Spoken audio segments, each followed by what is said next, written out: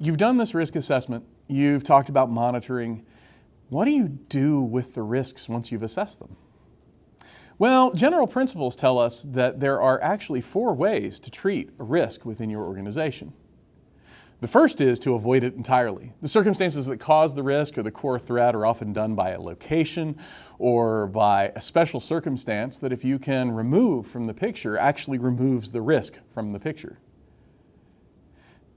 That's probably the easiest way to avoid risk, but not eminently practical across most organizations and most risks that you come across. The second thing you can do is you can transfer risk. Now, this is commonly done in 2 ways.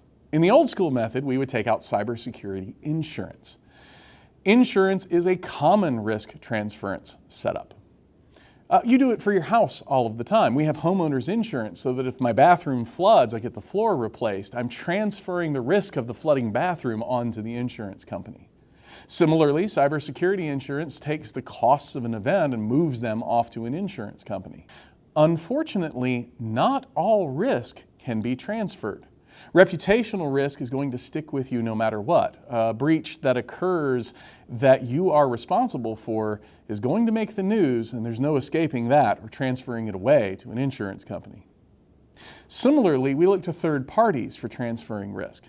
In this modern day and age, we think of things like cloud service providers or software as a service providers that work with our organization to assume some of the risks that we see in our operations. There's nothing wrong with transferring risk through a service agreement, but remember, you remain ultimately responsible for those third-party service providers and the services they provide. It falls on you to monitor and maintain and manage their compliance, just as it does your own. You can also mitigate risk yourself. This is where we talk about typical controls, everything from locks on your doors to login protocols to access control lists on your firewall. All of these things exist to reduce the overall risk that's coming into your environment. You can also accept risk.